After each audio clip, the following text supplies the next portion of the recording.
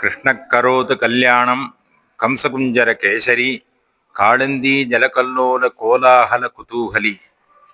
இந்த க்ஷேத்திரம் செம்பகாரண்ய க்ஷேத்திரம் தட்சிணத்வாரகை வாசுதேவபுரியிலே பகவான் ஸ்ரீவித்யா ராஜகோபாலனுக்கு 18 நாள் பிரம்மோற்சவங்கள் பகு விமரிசையாக நடைபெறுகின்றது.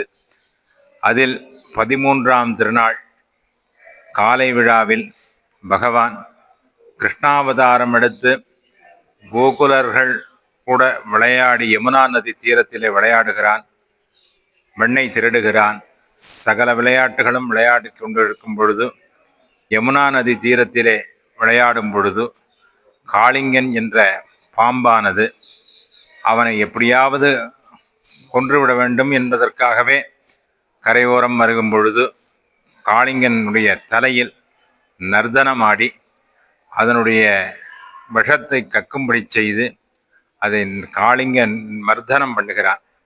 அதனால்தான் பகவானுக்கு அர்ச்சனையே காளிய பணமாணிக்க ரஞ்சித ஸ்ரீ பதாம்புஜாய நமஹா அப்படிங்கிறதாக ஒரு நாமாவளியும் உண்டு.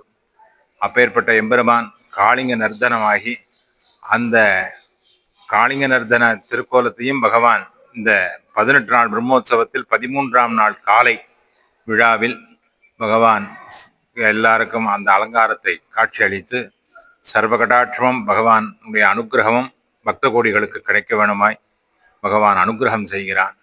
அப்பேற்பட்ட சௌலபிய சௌசீல்ய குணமான ராஜகோபாலனுடைய அனுகிரகம் பக்த கோடிகளுக்கு கிடைக்க வேணுமாய் பிரார்த்தித்துக் கொள்கிறோம். ஜெய் ஸ்ரீமன் நாராயண.